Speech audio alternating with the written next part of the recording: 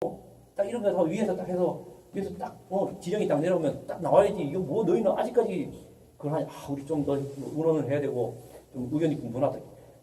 우리는 말이야 위에서 수령님께서 딱 하시면 딱 따라가는데 이게 뭐지? 콩가루 집안이야. 딱 이렇게 하는 거예요. 그래서 내가 그 전에 뭐라 그러니까 그래. 당신의 나라는 하나의 목소리만 갖고 딱 들어와서 이렇게 할 수 있을지 모르겠지만 그래서 당신의 나라는 지금 이렇게 못 살고 우리나라는 여러 가지 목소리가 존재하기 때문에 우리는 이렇게 지금 잘 사는 거 아니냐. 그렇게 했더니 얘가 얼굴이 시뻘개져. 예. 저는요, 우리 사회가 건강한 건 바로 다양성이라고 생각해요. 근데 북한의 목소리, 이것도 마찬가지입니다. 제가 뭐, 이런 것들을 이야기하는 것들이 어떤 북한의 제 개혁적인 생각을 강요지는 게 아니고요. 예. 이런 생각도 있다. 북한을 이렇게도 볼 수 있구나라는 말씀을 드리고 싶어서, 드린 말씀입니다. 사실 북핵이라고 봤는데 거의 40분 지났어요. 북핵이 언제 하나요? 예. 예. 그럴까요? 북핵이 들어왔는데 지금 딴 얘기만 막 주저주저 하고 말이야. 생각해보니까 돌아서 보니까 맨날 지 깔때기만 한 것 같아요. 뭐. 예. 아주 빠르게 궁금해하는 북핵 이야기를 좀 하겠습니다. 뭐 핵 끓으니까요. 정말 핵 끓이는데요. 예. 뭐 핵무기는 다 아시겠지만 무서운 무기입니다. 예, 무서운 무기. 근데 핵무기는 일반 폭탄하고 다릅니다. 예, 불로 지진다고 터지는 것도 아니고요. 망치로 때린다고 터지지 않습니다. 우리가 수류탄 이런 것들 일반 폭탄들은 불로 지지고 망치로 때리면 터지잖아요. 예, 불로 터지면 터지는 게 아니에요. 만약 그냥 우리가 폭발한다고 하는데 그냥 그렇게 화약같이 그렇게 터지는 것이 아니고요. 핵 분열 반응이라고 하죠. 화학적 반응을 이행해서 우리가 저도 뭐 이과 출신이라 하겠지만 어쨌든 그런 어떤 분열 반응에서 원자 그 안에 있는 원자와 전자가 막 미친 듯이 나 있어서 터지는 거예요, 사실은. 그렇게 해서 그러니까 분열 반응이 일어나서 터지는 거고요. 그런데 핵폭탄에는 우리 뭐 대부분 다 아시겠지만 원자탄과 수소탄이 있다고 합니다. 사실은 이 원자탄과 수소탄의 단어는 맞는 단어는 아닙니다. 예전에 그렇게 썼는데요. 더 정확히 말하면 원자탄이라는 것은 분열탄이고요. 수소탄이라는 것은 융합탄이라고 이야기하시면 될 것 같아요. 그래서 이제 통상 우리가 말하는 원자탄, 핵분열탄은 두 가지가 있습니다. 두 가지가 있는데요. 하나는 소위 말하는 포신형, 그다음 내폭형 이렇게 있고요. 이 두 가지를 나누는 것은 이제 이거보다 뒤쪽을 먼저 하게 됐겠네요. 죄송합니다. 자, 핵무기라는 건요. 이 세 가지가 합쳐져야 돼요. 하나라도 없으면 핵무기가 될 수가 없어요. 예, 없습니다. 그래서 핵무기는 앞서 말했지만 폭탄까지 터지는 게 아니라 저렇게 핵물질이라는 게 필요합니다. PU라는 게 플루토늄이라는 것이고요.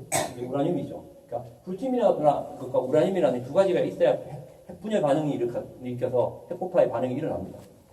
이 두 가지인데요. 이 플루토늄 같은 경우는 지구상에 없습니다. 지구상에 지금 없어졌거든요. 땅을 파도 플루토늄이 안 나온다는 거죠. 우라늄은 있습니다. 우라늄은 넘쳐나죠. 우리나라는 사실 우라늄이 공식적으로 없는 걸로 되어 있습니다만 우리도 우라늄 가능성이 다시 있습니다. 북한의 우라늄이 얼마나 있는지 모르지만 전 세계 채굴량의 한 40, 60%가 북한에 있다고 합니다. 침기도 아주 좋습니다. 북한은 타고난 핵을 가질 수밖에 없는 나라입니다. 근데 이 우라늄이 있는데요. 뭐 여러분 아시지 않습니까? 우라늄 235만 있는 게 아니라 뒤쪽에 숫자가 많습니다. 238, 240, 230 이렇게 있습니다. 근데 대부분 크게 이제 우라늄을 땅에서 만약에 여러분들 100kg를 캐면 나머지 숫자는 이제 아주 미미하니까 재워놓고 딱 두 가지가 있다고 생각하시면 됩니다. 우라늄 235와 238 두 가지가 있다고 생각하시면 됩니다. 이 캐면요. 근데 238이 100kg를 캐면 99.7kg이 우라늄 238입니다. 당 0.3kg만, 300g만 235입니다. 근데 안타깝게도 235가 분열을 일으키는 물질입니다. 238은 분열을 일으키지 않습니다. 쉽게. 그러니까 그대로 놔두면 사실은 쓸모없는 거예요. 쓸모없어요. 그러니까 이것을 우리가 원자로라는 발전소를 다닐 때 이 우라늄으로 이렇게 옐로우케이라는 소위 말 연탄을 만든 연탄에 연탄을 집어넣듯이 저걸 집어넣는 건데요. 우라늄을 옐로우케이크를 만들어서 이렇게 집어넣는데 저때 그냥 넣으면 사실은 원자로가 작동이 안 되죠. 그래서 원자로 235의 농도를 올려주는 겁니다. 그래서 한 4에서 5% 정도 올라주는 것을 우리가 그러니까 저농축, 농축이라고 하는데요. 그 저농축을 해서 한 것을 가지고 이제 집어넣으면 원자로가 돌아갑니다. 그런데 이거는 이제 그 정도 집어넣으면 그러니까 안에 있는 이 우라늄이 더 미쳐 나 있다는 거죠. 이걸 90%까지 올리면 정말 미쳐 나 있다는 겁니다. 235를 90% 이상 올리는 것을 바로 고농축이라고 해서 이거 무기에 쓰였던 이 90%까지 올립니다. 그런데 앞서 말씀드렸듯이 이제 이 235를 어떻게 농축하냐 여러 가지 방식이 있습니다. 레이저 방식도 있고요. 원심 분리 방식이 있는데 북한에서 얘기하는 원심 분리 방식은 그런 겁니다. 사실 이게 돌덩어리지 않습니까? 돌덩어리. 돌덩어리를요 녹여서 물로 만들고 물로 만든 것을 기체로 만듭니다. 예.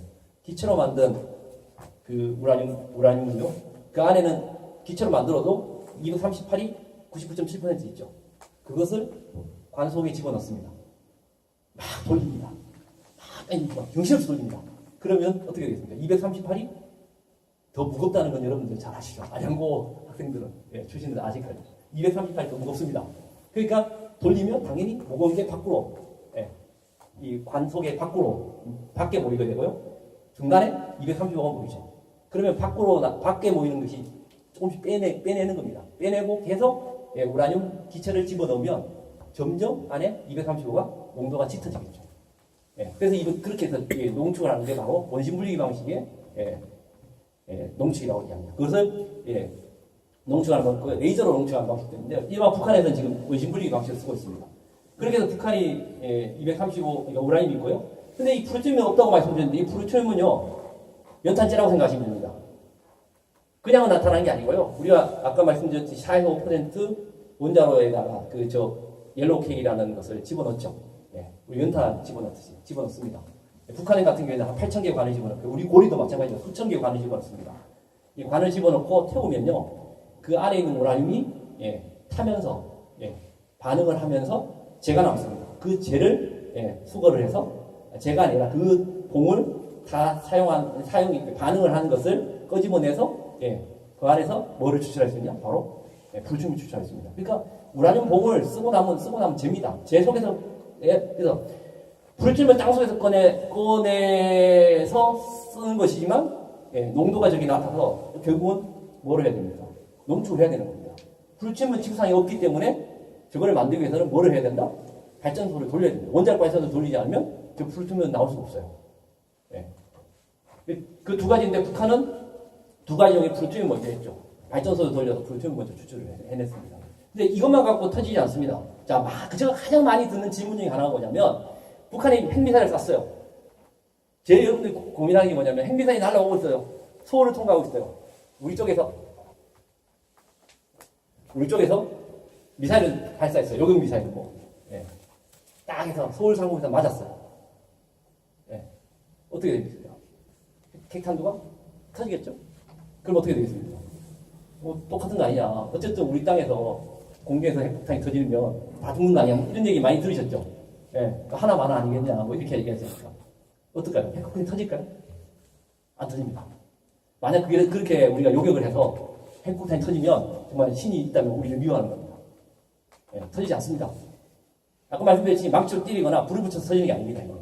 핵분열 물질이라는 것은 그냥 그렇게 쉽게 분열 물질을 일으키는 게 아니라 정교하게 분열을 일으킬 수 있도록 만들어줘야 됩니다. 이 환경을 만들어주는 그 장치가 바로 기폭장치입니다. 바로 이겁니다. 이 기폭장치예요. 이 안에 보이는 요게 지금 플루토늄이라고 이야기하는 우라늄이라는 핵물질이 요 안에 들어갑니다.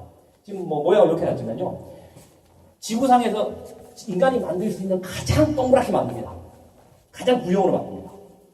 그러니까 크기는 멜론 크기라고 해봅시다. 멜론 정도 크기로 딱 만듭니다. 근데 이것을 4에서 6kg 정도로 만들어서 성기게 밀도가 넉넉하게 만드는 겁니다. 말랑말랑하게 만든다고 생각하시면 지금 이 방이 동그랗다 생각하시면 이 방 안에 여러분들이 다 프루토늄을 생각하시면 이렇게 옆에 계신 분하고 어깨를 안 부딪히게 그냥 룰루랄라 이렇게 계시는 겁니다. 그런데 이게 주변에 이 파란색이 폭탄입니다. 폭탄. 이건 TNT 폭탄입니다. 그리고 보시면 여기 전선이 연결되어 있는데 전선에 그러니까 기폭장치, 방아쇠 같은 게 연결되어 있습니다. 이게 빵 터집니다. 먼저 이 주변에 폭탄이 터집니다. 터지면 어떻게 되겠습니까? 안쪽으로 딱 오그라뜨겠죠. 이만한 멜론만 하던 핵분열 물질이 자두만하게 딱 쪼그라뜨립니다. 6번 반응을 합니다. 6번 반응을 하거든요. 이건 이 복잡해서 이야기 있는 예, 우리 이윤석 선생님들 나중에 물어보십시오. 왜 싹 쫙 해서 이 자두 정도 수준으로 확 줄어듭니다. 예. 근데 방금 말씀드렸듯이 이 폭탄이 터지면서 이 멜론만 하던 것이 자두로 딱 줄어드는 그 순간의 시간이 몇 초겠습니까? 몇 초. 이 화살표가 동일하게 들어가야 됩니다. 한쪽만 먼저 들어오게 되면요, 삐져나가기 때문에 폭발이 일어나지 않습니다. 정말 이 360도가 아니죠. 완전히 구형의 전방에서 동일하게 딱 만들어줘야 됩니다. 이만한 6번의 이 반응을 해서 딱 줄어들어서 이겁니다. 이 방이 동그란 게 이만한 방이 지금의 보다 6배 작아지면 여러분들 어떻게 되겠습니까? 옆에 분하고 막 치고 싸우겠죠. 예, 자기가 사는 막 분의 반응 일으키는 겁니다. 옆에 사람하고 싸우는 겁니다. 자, 그 시간이 몇 초? 그러니까 이 화살표 여기 터지는 폭탄과 여기 터지는 폭탄의 시간차가 몇 정도의 오차 정도가 있어야 이게 기폭장치가 정확히 터질까요? 몇 초? 몇 초까지? 나노초 정도 단위로 했던데. 나노초. 저는 나노가 잘 몰라서. 100분의 1초? 1000분의 1초? 만분의 1초? 100만분의 1초입니다. 100만분의 1초. 엄청나죠? 무슨 뜻이냐면, 여기 있는 폭탄이 얘가 먼저 터지고 얘가 먼저 터지면요, 이것은요, 그냥 이 안에 있는 이 분열 물질은 그냥 쓰레기예요. 터지지 않아요. 알아요. 전체가 100만분의 1초에 똑같이 꽉 해서 자도를 만들어요. 그래 터져요. 예, 핵폭탄이. 그 말은, 생각해보세요. 이 정교한 이것이 100만분의 1초의 오차를 극복하게 터지게 만든 기술은 엄청난 거죠. 그래서 핵폭탄은 가장 중요한 게 바로 기폭장치예요. 이게 실패하면 핵폭탄이 안 터집니다. 안 터집니다. 그렇기 때문에 이 핵폭탄은요, 막절 때려 터지는 게 아니고 공중에 날아가는 미사일로 때려 터지지 않습니다. 여러분들 최근에 그런 얘기 많이 들었죠. 지금 북한이 미사일을 쏘고 있는데 대기권 재진입을 못해서 북한이 성공하지 않았다는 이야기는 들으신 적이 있을 겁니다. 대기권 재진입. 왜냐하면 북한이 그러니까 결국은 이제 이 두 가지만 갖고 1번하고 2번을 갖고 터뜨리기 바로 핵실험이에요. 그러니까 핵분열 물질을 기폭장치에 집어넣어가지고 지하에 묻어서 터뜨리는 게 지금까지 북한이 한 핵실험이라고 생각하시면 되는 거예요. 예. 근데 계속 그 안에다가 핵 물질을 집어넣고 터뜨려 볼 수 없잖아요. 예. 그러니까 아깝잖아요. 그래. 예. 저거는 아까 말씀드렸듯이 그냥 나오는 게 아니고 원자로 돌려야 되고요. 원심물리 돌려야 되기 때문에 저게 쉽지 않습니다. 저 아까운 물질을 계속 넣고 터뜨릴 수 없잖아요. 근데 북한, 그러면 저 기폭장치가 제대로 작동하는지 안에다가 센서를 달아요. 예. 센서를 달아가지고 정말 100만분의 1초의 오차가 생기지 않냐 센서를 달아서 먼저 실험을 해요. 예. 1950년대에 미국과 소련이 저 실험을 1000번을 넘게 했어요. 북한이 제가 아는 횟수만 130번 이상 했습니다. 130번 이상 저걸 핵물질을 안 넣은 상태에서 계속 터뜨려봐요. 결국은 그걸 하고 난 다음에 핵실험을 한 거예요, 사실은. 자신이 있어서. 그런데 이렇게 핵실험을 하고 난 다음에 그냥 놔두면 어떻게 됩니까? 그냥 자기가 안고 죽는 거죠. 근데 그건 핵무기가 아니에요. 그냥 핵폭발물이죠. 핵폭발물이 핵무기가 되기 위해서는 내가 원하는 쪽으로 전달을 해야 됩니다. 그죠? 딜리버리 할 수 있는 전달, 운반수단이 합쳐져야 결국 그것은 그래야 핵무기가 되는 거죠. 그래서 이 세 개가 합쳐지는 겁니다. 그래서 이 세 개를 합치는 것이 바로 핵무기라고 합니다. 그러니까 북한이 왜 지금 핵실험과 미사일을 같이 하느냐? 바로 이것 때문에 그래요. 핵실험만 하면 그냥 지가 안고 죽는 거예요. 그것을 내가 원하는 지역. 그러니까 본질적으로 자기가 원하는 핵실험을 전달하고자 하는 것이 북한은 뭐냐? 미국 본토거든요. 우리 한국이나 일본이 아니라 미국 본토에 이걸 전달할 수 있는 능력을 보여주는 게 북한이 이야기하는 핵무력의 완성이에요. 그러니까 그게 이제 북한이 우리가 우리 핵에서 이야기하는 억지라고 이야기하는 거거든요. 그 핵을 가지는 나라들, 물론 핵이라는 게 오키나와 히로시마와 나가사키에 2번 떨어졌지만 지금까지 핵이라는 것이 그 이후에 사용되지 않았던 가장 큰 이유 중에 하나가 핵이라는 것을 사실 어떻게 보면 사용을 전제로 한다기보다는 핵 억지라는 거거든요. 상대방이 나를 공격하면 상대방이 감내할 수 없는 피해, 보복을 응징보복이라고 보복력을 갖고 있기 때문에 네가 나를 뭐 암살을 하거나 김정일을 암살한다고 하면 그날로 그냥 LA나 워싱턴은 핵폭탄이 날아가 이런 거거든요 사실. 근데 그렇게 하기 위해서는 거기까지 보낼 수 있는 뭔가 있어야 돼요. 없으면 그냥 뻥이 되는 거죠. 뻥이 되는 거죠. 그러니까 뻥이 아니고 진짜 있다는 것을 보여주기 위해서 북한이 계속 하는 거예요. 이게 지금 하는 모습들은. 나 뻥 아니야. 근데 지금까지 못했거든요. 계속 말로만 떠들었는데 그것을 야금야금 하나가는 거죠. 지금 거의 다 왔어요. 진짜 거의 다 왔어. 아마 이번 달 내에 제가 지금 10월 3일 내에 한 발 더 쏜다고 예언을 해놨는데요. 겁나는 게 그 지난 1년 반 동안 제 예언이 거의 다 맞았기 때문에 이번에도 정말 싫어합니다. 제가 벌써 예언을 던졌거든요. 10월 3일 전에 한 발 더 날아갑니다 했더니 거의 기자들이 저 죽이라고 하더라고요. 저도 싫습니다. 어쨌든 그렇게 해서 북한이 미사일을 계속 발사하는데 근데 이게 미사일마다 다 똑같은 게 아니에요. 이쪽으로 좀 넘어가겠습니다. 시간이 없어서요. 북한이 막 이렇게 무지막지하게 미사일을 많이 가지고 있어요. 무지막지. 제가 이 파일 드릴 테니까요. 막 쓰세요.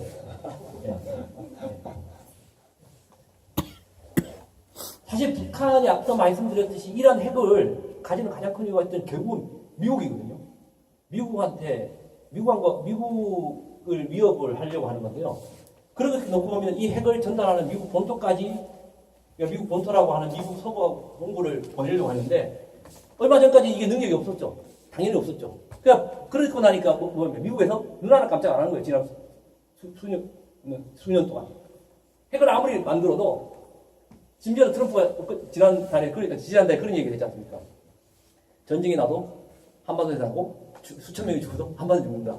그따위 소리를 하고 있는 거죠. 그러니까 북한 입장에서는 쪽다고 나는 거예요, 솔직히. 쪽다고 나는 거예요. 내가 아무리 핵실험을 하고 뭔가를 해도 결국은 북한이 미국에 전달할 수 있는 것을 못 보여주고 있기 때문에 미국이 공짜로 안 하거든요. 북한 입장에서 전략을 바꿔버렸어요. 미국 본토만 미국이야? 라고 바꿔버렸어요. 왜? 그걸 언제 바꿨느냐? 2013년 대충 이 김정은 시기에 바꿨습니다. 뭐라고 바꿨느냐? 그래, 미국만 미국 아니야.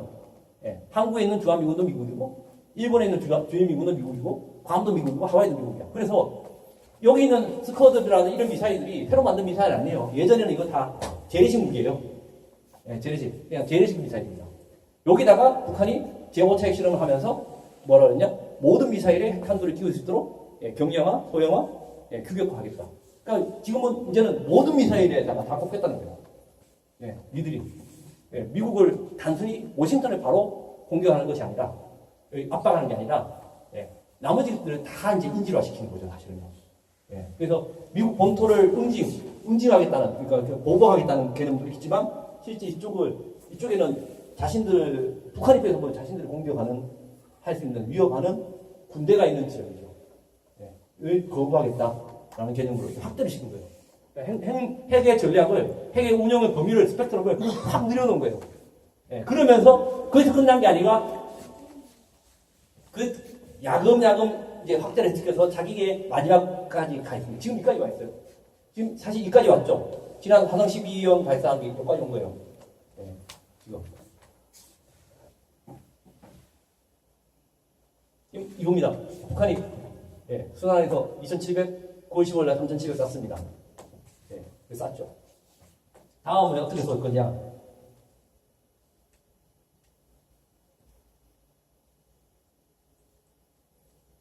제가 예상하는 다음은 이제 화성 12 다 쐈으니까요. 이제 화성 14 쏠 겁니다. 지금 화성 14가 북한이 말하는 화성 12는 본토까지 못 가요. 본인도 북한 스스로도 본토 가는 게 아니라 하와이 정도 날아간다고 주장을 하고 있고요. 그러면 화성 14에 대해서는 본인들이 이제 본토 타격한다고 이야기했어요. 근데 지금까지 2번을 쐈는데요. 2번 다 고각 발사라고 해서 이제 공조를 우리 그냥 야구 던질 때 이렇게 던지는 게 아니라 정상적으로 던지는 게 아니라 공조를 이렇게 던지는 거예요. 그러니까 흉에서 이제 아리랑 볼을 같이 해서 던진 거죠. 근데 이거를 그 힘으로 정상적으로 던졌을 때 계산해 보니까요. 약 8,000에서 1,000km 정도, 10,000km 정도 날아가요. 그러니까 이것은 정상적으로 쏘면 미국 본토에 간다는 거예요. 미국 본토에가 북한에 닿았을 때 가장 가까운 거리가 워싱턴주예요. 서부의 제일 꼭대기, 워싱턴시 말고 워싱턴주. 오레곤 위에 있는 워싱턴가 8,000km입니다.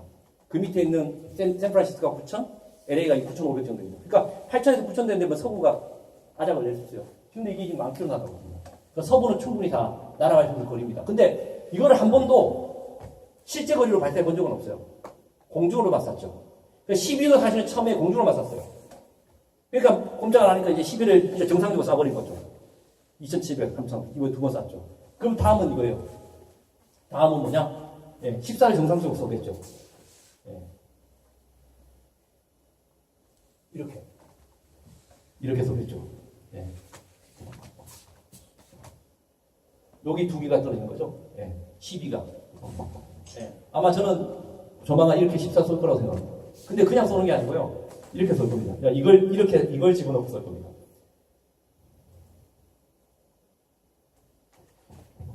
지난 9월 3일 육체핵 실험을 했는데요. 보시면 특이합니다. 예, 보시면 북한의 핵은 지난번에는 이렇게 돼 있는데요. 이게 북한이 원래 이야기했던 여기 동그란 게 요겁니다. 이거. 그 안에 들어있는 건데요. 이게 작년 모습인데요. 원래 나온 거 보면 이석이 장구형이라고 하죠. 땅콩 모양으로 이렇게 돼 있어요. 이게 북한이 공개한 겁니다. 이게 이야기하면 수소탄입니다. 수소탄. 예. 아까 말씀드렸듯이 제가 보였죠. 이게 분열 반응에서 그러니까 분열 반응이 일으킨 게 동그란 거였습니다. 이게 분열탄이라고 하는데 이건 왜 수소탄이냐? 이게 아까 말씀드렸던 이 분열탄입니다. 이게 그냥 안에서 빵 터져서 이렇게. 근데 이거는 위쪽에 요 동그랗게 위에 있는 겁니다. 이 수소탄은 말 그대로 융합탄입니다. 융합은 가장 쉽게 하늘에 있는 태양입니다. 태양은 자기가 스스로 수소가 서로 둘이가 만나서 헬륨이 되는 거죠. 그리고 남는 전자가 밖으로 튕겨 나오면서 에너지를 내는 겁니다. 그러니까 분열이 아니라 융합을 하는 거예요. 그러니까 수소가 서로 만나는 겁니다. 근데 지구상에서는 수소가 이게 그냥 만나서 합쳐질 수가 없습니다. 이 수소가 만나려면요, 수억 도의 온도가 있어야 이 두 개가 만납니다. 엄청난 에너지가 필요합니다. 그 에너지를 뭐로 만들어주냐? 바로 원자 폭탄을 빵 터뜨려가지고요, 마치 태양의 중간에 있는 6억도 7억도의 온도를 순간적으로 만들어주고 해서, 수소가 결합을 하는 융합 반응을 이렇게 만들어줍니다. 그래서 먼저 핵폭탄을 터뜨려버려요. 핵폭탄을 터뜨려서 융합 반응을 일으켜버립니다. 이게 쉽게 말하면 수소탄입니다. 그러니까 수소탄은 안에 두 개가 있습니다. 이렇게 두 개가 있습니다. 이 둘 중에 하나는 수소탄이고 하나는 수소탄입니다. 그러니까 제가 봐서 요 뒤에 게 볼로 튀어나왔죠. 여기 앞 보시면 요거죠. 요겁니다. 요 튀어나온 거. 그래서 요 동그란 게 요쪽 거라고 생각하시면 됩니다. 요게 빵 터져서요. 원자 폭탄에 빵 터져서 뒤에 수소융합본을 이렇게 이런 그런 모양입니다. 그 투레이어 2단계형 방식입니다. 그래서 북한이 이거를 아침에 공개를 했어요. 9월 3일 날.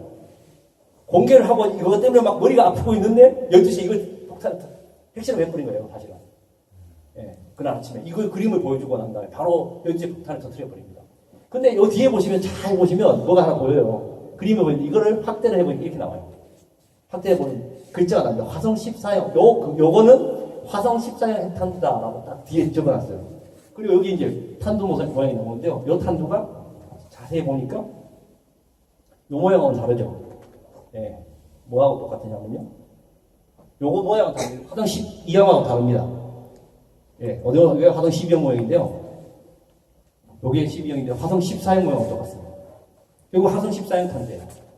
결국은 북한이 지금 핵무력을 핵실험을 했기 때문에 결국은 북한이 아까 말씀드렸죠. 자기가 뭘 하고 난 다음에 지고 있으면 아무 소용이 없어요.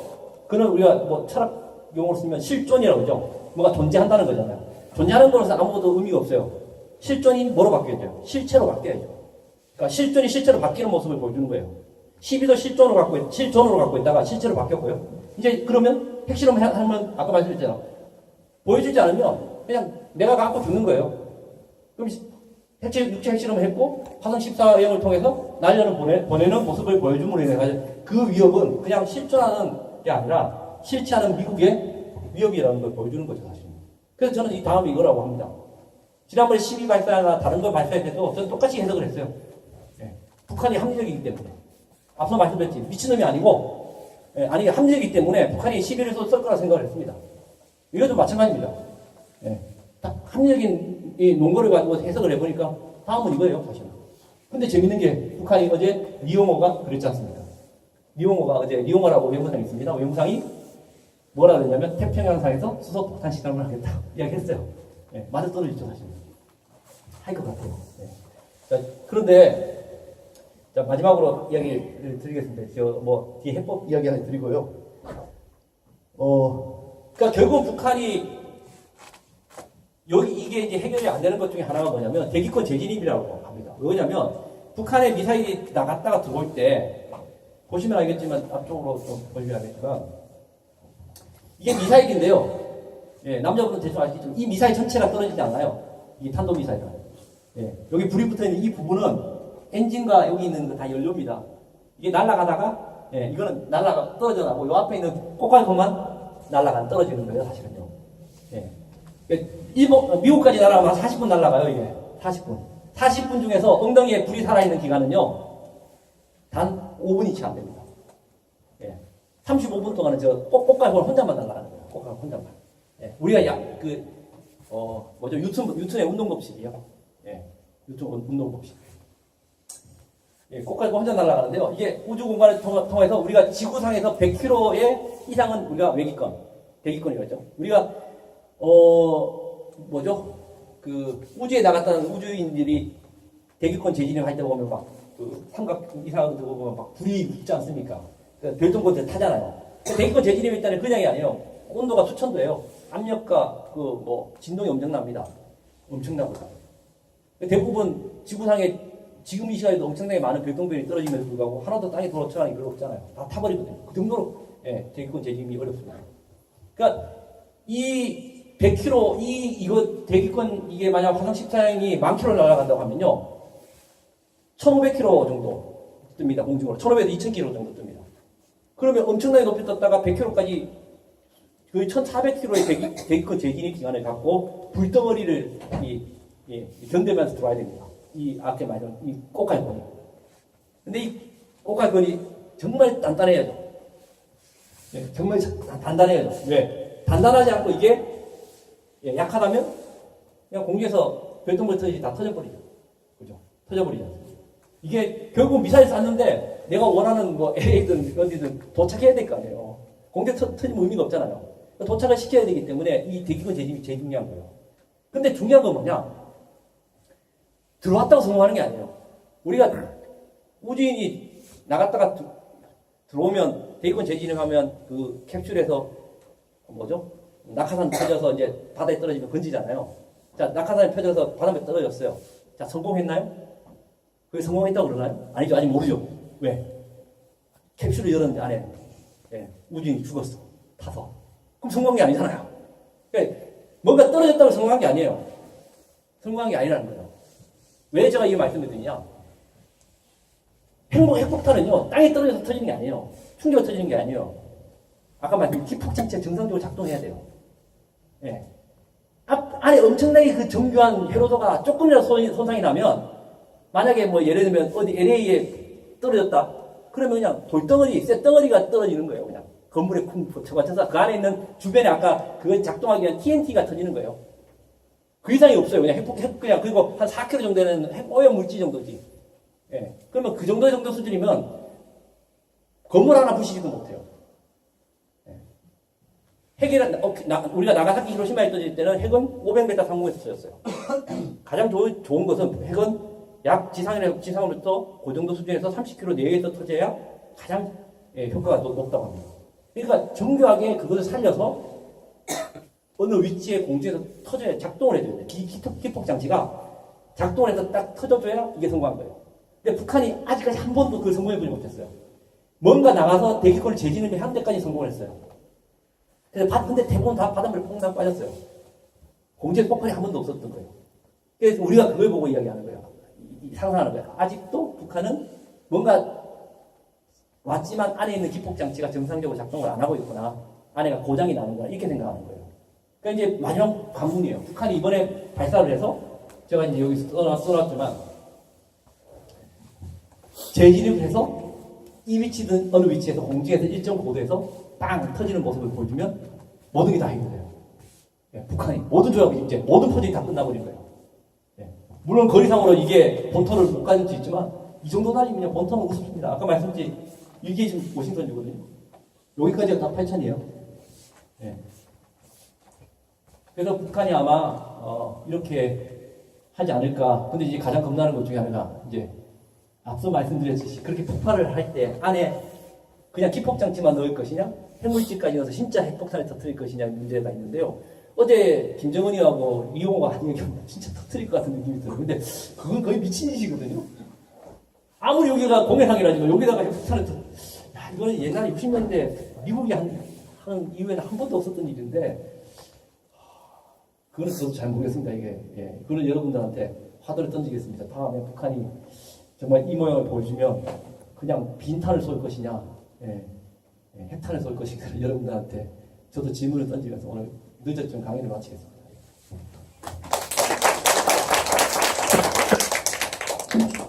강의 준비한 거에 반도 못했네요.